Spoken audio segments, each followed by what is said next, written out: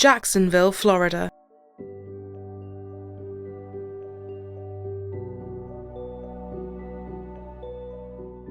It's here that we find 8-year-old Maddie Clifton, known as Maddie. She lived with her dad Steve, her mom Sheila, and her older sister Jessie. Maddie loved sports, especially basketball, and was always outside doing something. You couldn't keep her in, she just wanted to play with everyone all the time. As well as her love of sports, she was also great at dance and played music too, showing real talent for the piano. One minute she was performing on stage, a poised and graceful ballerina, and the next she was on the pitch playing football, ready to get stuck in. One thing her family said stood out about her was her kindness and empathy that showed itself from a young age. She hated seeing people by themselves. Anyone that looked lonely or uncomfortable, you could always rely on Maddie to walk right over, introduce herself and get them included.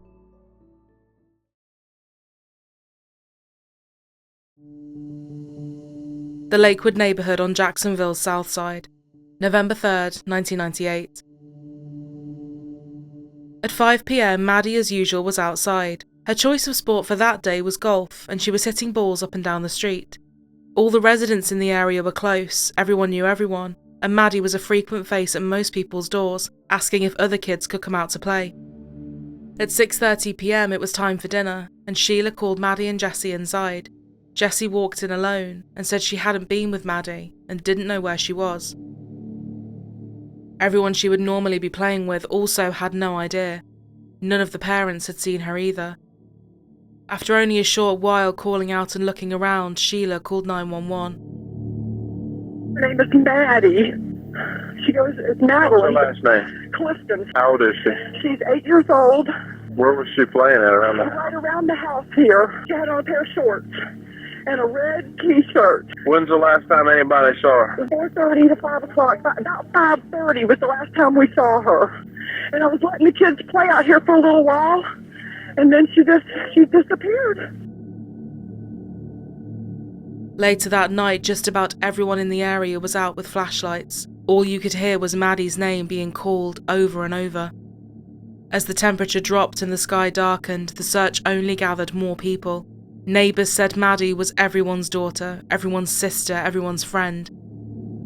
With so many other young children in the area that all played out together all the time, it was hard for this not to resonate.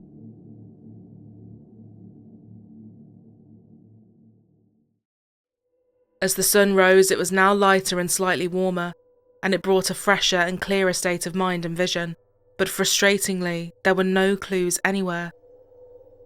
No items of clothing, nothing that linked anything to Maddie.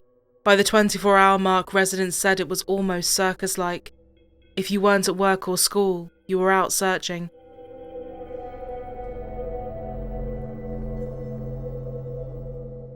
Cars were being stopped coming in and out. National Guard troops were called in to go through the sewer system, dumpsters, open manhole covers, and check miles upon miles of woodland and ponds. The FBI were also soon involved, and a $100,000 reward was on the table, and neighbours' houses were being turned upside down.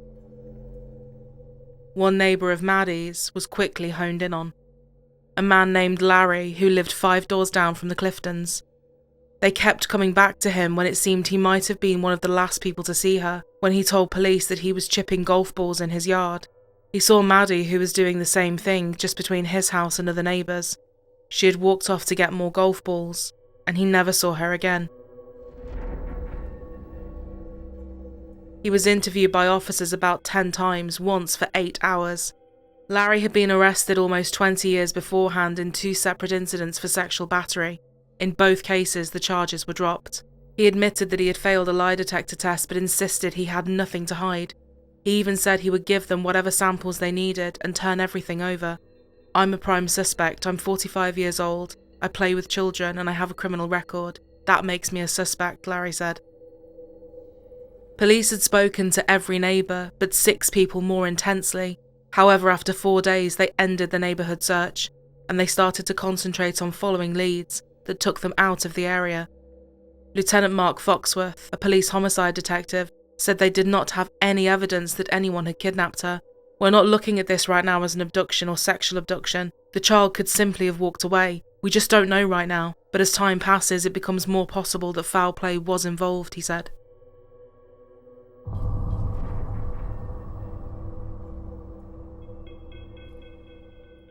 It was now a week since Maddie went missing, and a neighbour across the street was about to make an awful discovery.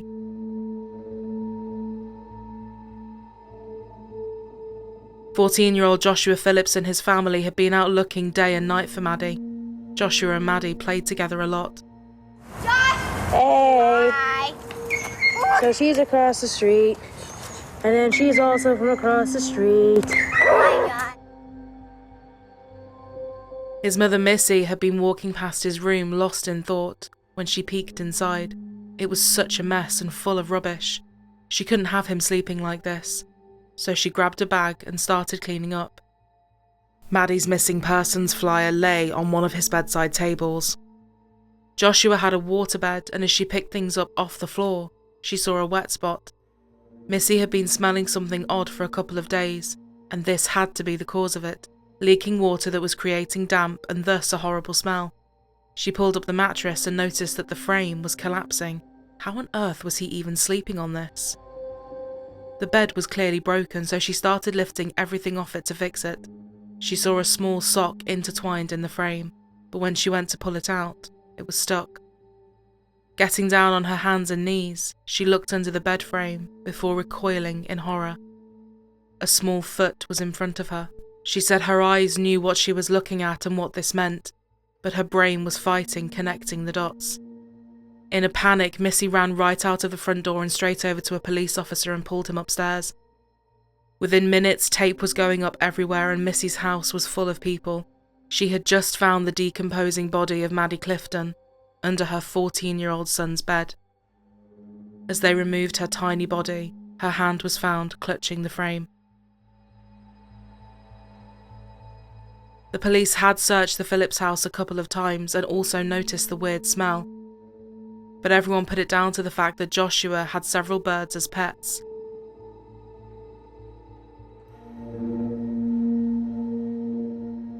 A neighbor calls police to her home across the street from Maddie's home. She's made a gruesome discovery in her 14-year-old's bedroom. A body is stuffed in his waterbed. As news that a body had been found started to spread, an impromptu prayer circle formed on the street. Onlookers, neighbours and friends then tuned in to a televised press conference, announcing that they had found the 8-year-old. Residents said that the air felt really thick and heavy with such sadness, and you can really feel it through the photos. It was a dark day for everyone. Now retired veteran prosecutor Bernie de la Rionda said this was a devastating murder that will forever be in the memories of anyone in Jacksonville at the time. Historically, it was one of the most horrific murders, there is no doubt about that. Everyone was talking about it.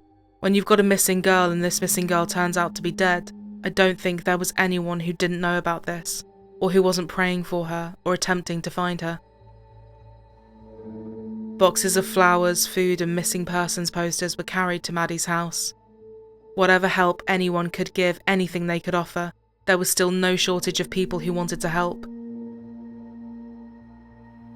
We found Maddie Clifton this morning at about 7:30 a.m. She was dead. Sheriff Nat Glover struggled to contain his emotion too, but the transition from a missing persons case to a murder investigation had to now happen, and emotions must be put aside. The autopsy showed that Maddie had been beaten with a baseball bat, stabbed in the throat and all over her body, before being stuffed under the waterbed in the bedroom. The knife and baseball bat were still lying around. Her shorts and underwear had been removed and they were found near her body, but the examination showed no signs of sexual assault. Steve and Missy Phillips met their son at the police station. Missy was in tears knowing that while she was there, the Cliftons were still at home, hopeful and praying to God that this was all a mistake. Steve told his son to tell the truth and to start telling it quickly. So, with his dad next to him, Joshua told them what he said had happened, and he didn't deny killing her. Maddie had knocked his door wanting to play together, absolutely nothing out of the ordinary, something she had done lots of times. Joshua said he told her he had to do his chores, but she persisted and didn't want to leave. He finally agreed but told her he could only be outside for a few minutes because his dad would be getting home soon. He said he was scared of his dad, who drank a lot and was violent, so he didn't want to get caught breaking the rules. Joshua said they had started playing baseball in his backyard by the pool at around 5:15. At one point, she threw the ball, and when he hit it back, it hit her in the face, causing her to bleed by her eye.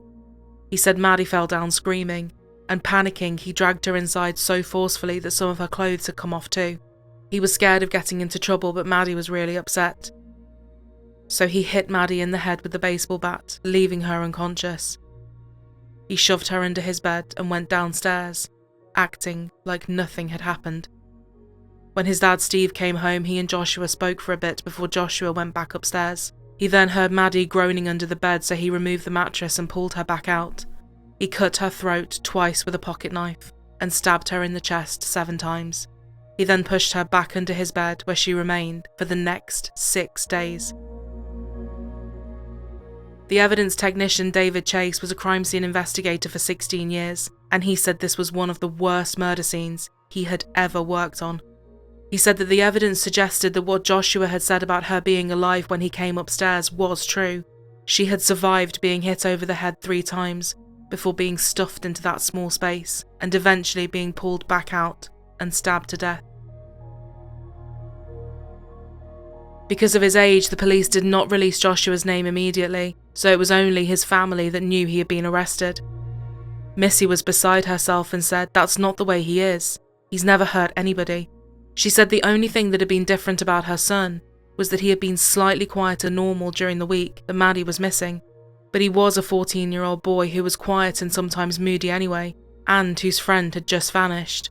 So was that really anything to cause alarm bells? No, she thought. And if this wasn't all awful enough, a big reason Maddie would always knock on Joshua's door was because she didn't want him to be lonely and would always make the effort so he had someone to talk to. The Phillips family had moved into the area about 2 years before. A video on Joshua's camera showed Maddie and Jesse in the front yard.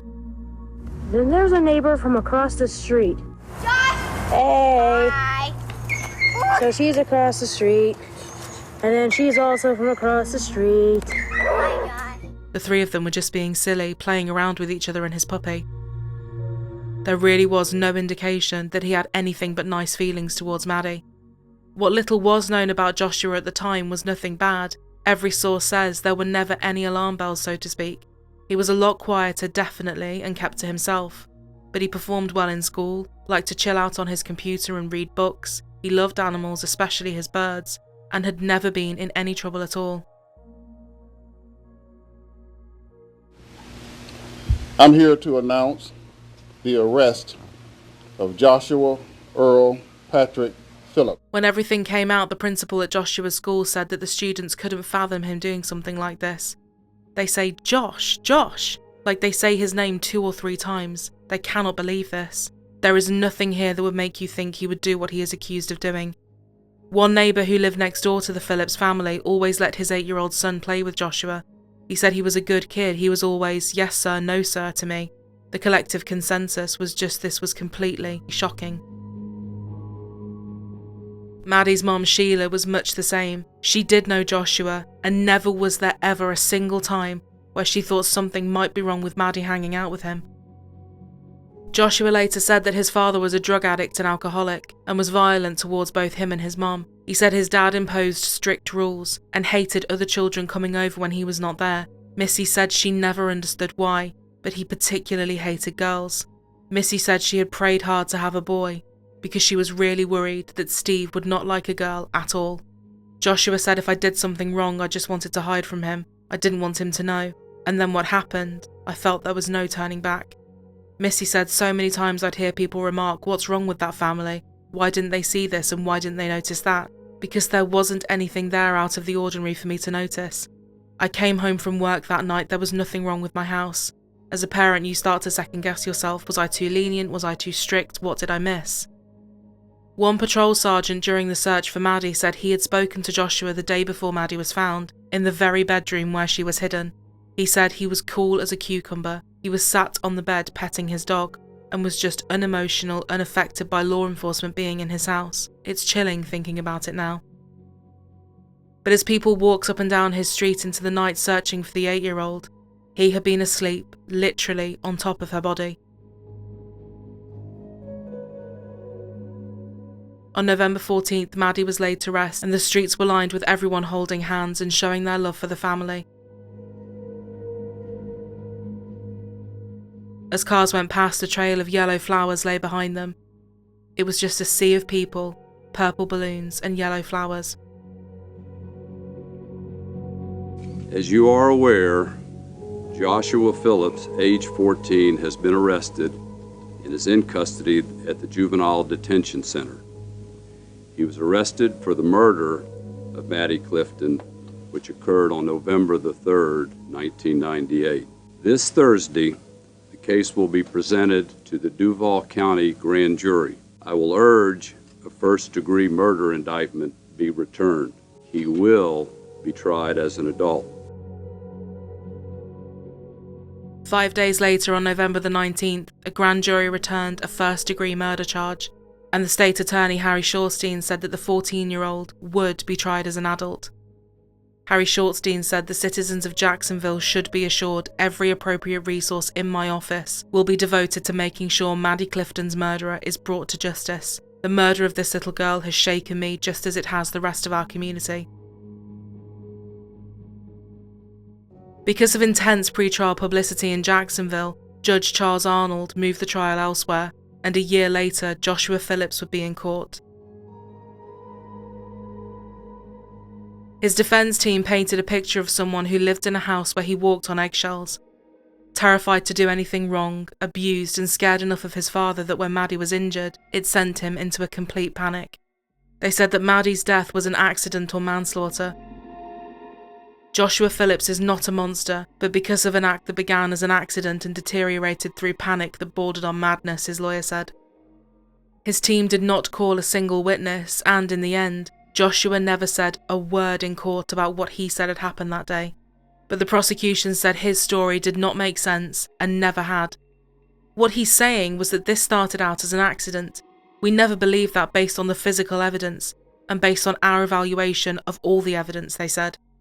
They argued that there was no indication that he was ever playing baseball with her, and the autopsy just did not support where he said he had hit her in the eye with the ball.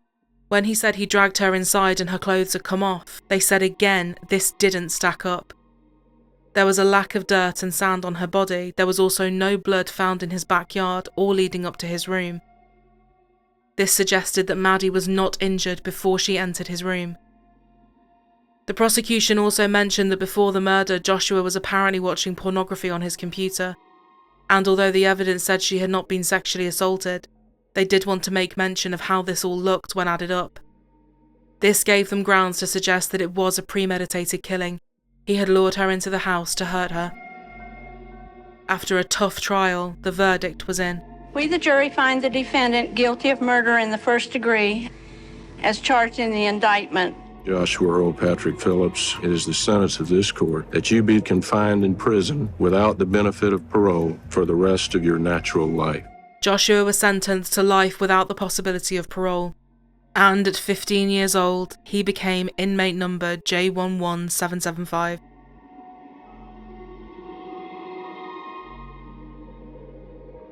We've always taken the position that the correct approach to juvenile crime and to crime prevention is to deal aggressively with the very serious juvenile offenders.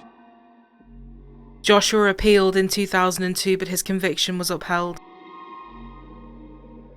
As the years went by, Maddie's name was still being uttered everywhere.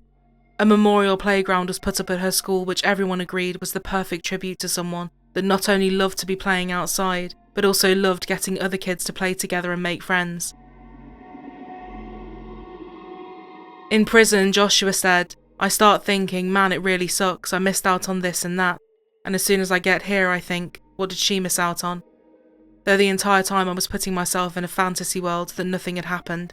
That was my defense mechanism for everything when I was a kid. I never made the decision to ignore it. I just did.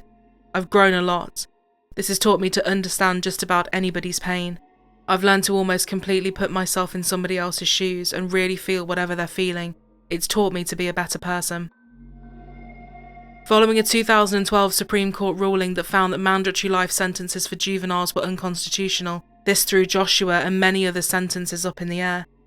So in 2017, Joshua was back in court to be re-sentenced. As the evidence was all read out again, Joshua looked down and shielded his eyes as David Chase, the now retired Jacksonville Sheriff's Office evidence technician, described how Maddie was found. Joshua talked for about 5 minutes on the stand, directly to Maddie's family. I've wanted to say this for a very long time, and I'm grateful that this chance to do so in person has arrived. I don't pretend to know or understand your pain or to grasp the void that I have created in your lives. I can say this: I do understand pain. I have become quite intimate with suffering. Growing up in prison, I have seen many dark things, and I've been to some dark places. Many times throughout this journey, I came dreadfully close to ending my life just to escape it all. Guilt, despair, pain, hopelessness, fear, and shame. Each time, I was somehow able to continue on, mostly because I couldn't stand to put my mother to any more trauma. She's been through enough. I did something horrible. I'm so sorry. I'm so sorry for what happened. Even now, after all these years, it is just unfathomable that all this could have occurred. It tears my mind asunder to know that I stole such a precious life from you, from the world. I pray every day that you're able to live your lives in spite of the injury I've caused you. I'm supremely grateful to have an opportunity at physical freedom. Yet any joy that arises in my heart is immediately tempered by the knowledge that these proceedings bring all involved once again, face to face with the horror that occurred in 1998. When I walk the rec yard here in chains, I look to the sky through mesh wiring, and I thank God repeatedly for giving me hope. My next breath is always devoted to wishing peace and healing upon you all. My hopes, fears, and wishes probably mean nothing to you, but they are there all the same. May you know peace. May you be free from suffering. May God bless you and heal your wounds as much as possible. Thank you, Your Honor.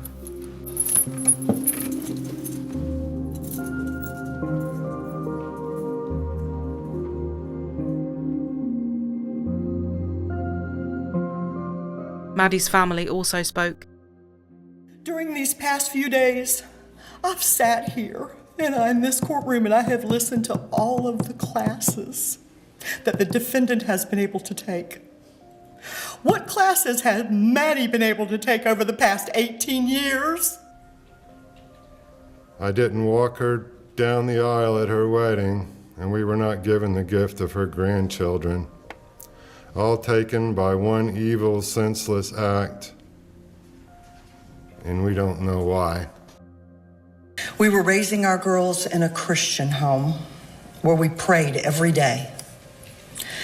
What we didn't know was that the devil himself had moved in right across the street.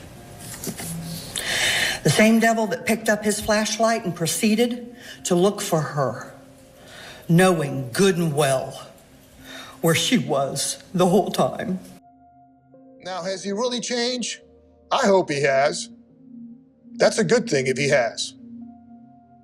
I will concede that he's been a model prisoner. The question is, does that guarantee that he will be a model citizen out in society when he has access to pornography? And number two, he has access to young girls.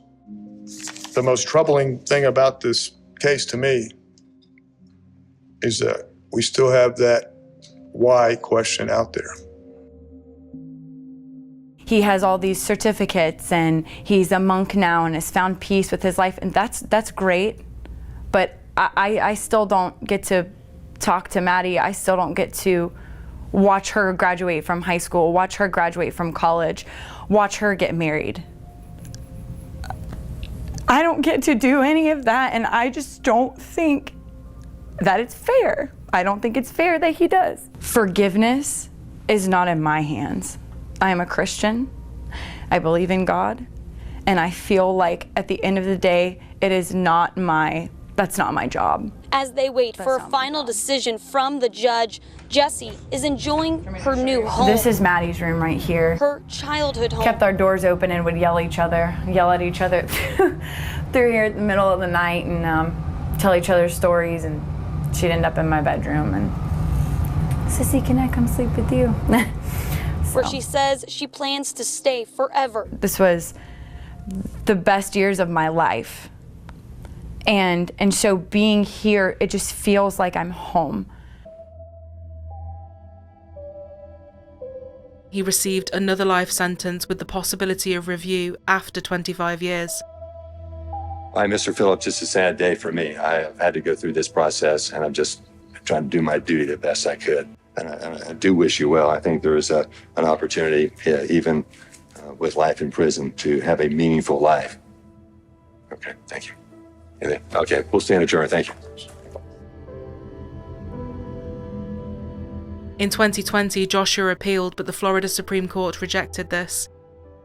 And in mid-2025, the now 41-year-old was back in court again to ask for another review of his sentence, citing the completion of his 25-year mandatory term. Right now it's 6. This is a look at the new mugshot for convicted killer Joshua Phillips. Phillips is now expected to ask a judge to review his life sentence. I am so sorry that the victim's family is having to go through this again. That's the voice of veteran prosecutor Bernie De La Rionda. He is preparing to handle the review hearing for this case if and when it happens. Joshua Phillips was brought back to the Duval County Jail from Sewanee County Correctional last week. In court documents dated last month, Phillips formally applied for a sentence review, giving a timeline of events. In the filings, Phillips writes, as of this date, defendant has completed his 25-year mandatory term and now respectfully applies for an individualized sentencing review. This is still going through the court system, so we will have to keep checking in on that. Every single time he's back in court, Maddie's family are right back there too. But more than that, both physically and mentally, they are then back in 1998.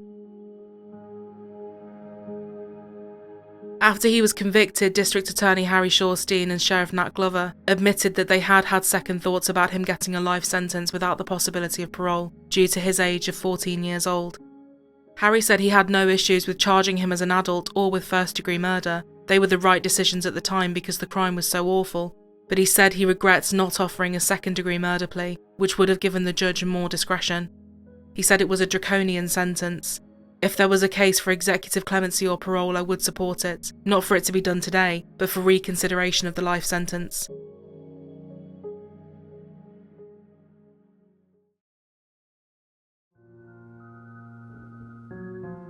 When death happens, especially a death like this, everything big changes and everything you might see once as so small changes too. The silence is often deafening. Jessie said it moved the course of her life and she started to lose her identity. She described herself as a nerdy kid growing up, never one to be with the popular kids, often being picked on. But suddenly with the murder of her sister, everyone wanted to know her. She felt as though she was no longer Jessie Clifton, she was Maddie Clifton's sister. And being stuck in that place of never wanting to forget she was her sister, but also grieve her sister and then try to navigate growing up and being her own person, it must have been so challenging. Missy Phillips, Joshua's mom, had a very similar journey, one that even ended up bringing her and Jessie together. 2 years after Joshua was sentenced, his dad, her husband, would be killed in a car crash. Missy just wanted to pull away from society and split her time between Jacksonville and North Central Florida, hoping she could reinvent herself. But Jessie, much with the same energy that Maddie had, started turning up at her house to walk the dog for her. She would sit at the window waiting for Missy to pull up in the driveway with her shopping so she could run outside and help her carry it all in. No matter how anyone looked at Missy as she walked past, Jessie, just the way her little sister always did, would not have anyone feel alone. Jessie said she was such a sweet, kind person, she didn't deserve what happened. I feel like she feels everyone was against her. She found Maddie and I cannot even imagine that, and then to realise what her son did, that is a lot for one person to handle. Missy would send the family a Christmas card each year, and through a lot of the earlier court hearings, both Sheila and Missy would sit together. "She's a mother, she's a mom," Sheila said. Missy said, "We have a shared sorrow, but I think as mothers we understand each other's position. I think if the situation was reversed, she would be doing the same thing that I'm doing. I can't change what was. I can only move forward and help my son, because he is still here and he is worth saving." And Maddie's mom and dad, Sheila and Steve, would divorce after 25 years of marriage, and having known each other since high school. Jessie said, put simply, they handled grief differently, in such a way that they couldn't stay in sync. Jessie said that getting used to pulling only 3 plates, 3 forks and 3 knives from the cupboard instead of 4 was awful every time. It took her 3 years to stop automatically grabbing things in 4s. And then Sheila, unable to live in the same house anymore, moved out. So Jessie had to get used to putting everything in 2s now for her and her dad.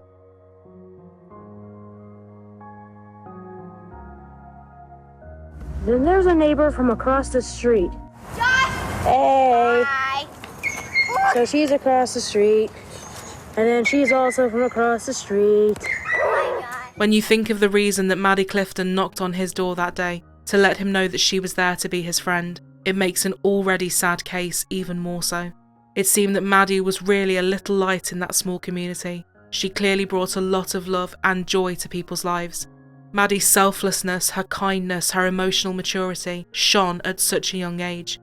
She just wanted to be a friend to everyone, and what started as such a pure intention and interaction on November 3rd turned into the most unthinkable tragedy for so many people.